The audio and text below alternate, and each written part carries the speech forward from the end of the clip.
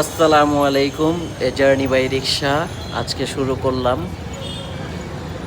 আমাদের রাতের ঢাকা টিএসি থেকে শুরু করলাম। কথা ঠিক মতো যদিও গুছিয়ে বলতে পারি না। রিক্সা দিয়ে ঘুরলাম, পরিবেশ দেখলাম, সবাই আড্ডা দিতেছে, খাওয়া দাওয়া। রিক্সাওয়ালা কত কষ্ট করে রিক্সা চালায়, ভাবি আমরা ঘুরি আর তারা তাদের দিন মজুরের জন্য প্রতিদিন সকাল থেকে বের হয়, কত কষ্ট করে। বাট আমরা যদিও হয়তো বা এটা ফিল করতে পারি না। যাক, তারপরেও বের হলাম টিএসির আশেপাশে, যদিও আমাদের বাসার পাশের এলাকা, এটা কাছাকাছি, তাই রিক্সা দিয়ে ঘুরতে বের হলাম। ফোনটা খুবই শেক করতেছে, বুঝতেছি। আমাদের ফুলার রোড, এখানে এক সময় অনেক আড্ডা দিছি সব ফ্রেন্ডরা মিলে। স্মৃতি আসলে এই জায়গাটা ওয়ান কাইন্ড অফ, যখন ছোটোবেলায়ও যেতাম লাভার্স পয়েন্ট হিসেবে জানতাম ফুলার রোডের।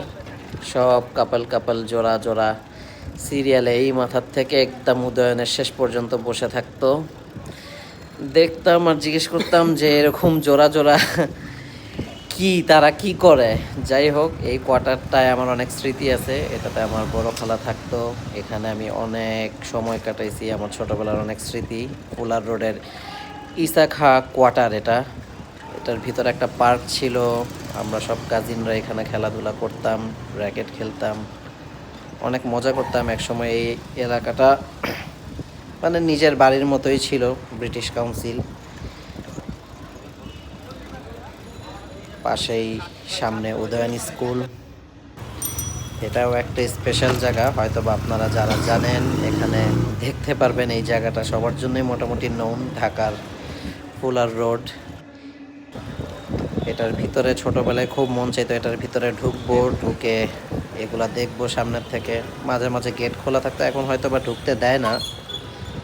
তারপরেও এটার অপোজিটেই সামনে ইউনিভার্সিটি ইঞ্জিনিয়ারিং স্কুলটা অ্যান্ড শহীদ মিনার, তার পাশেই।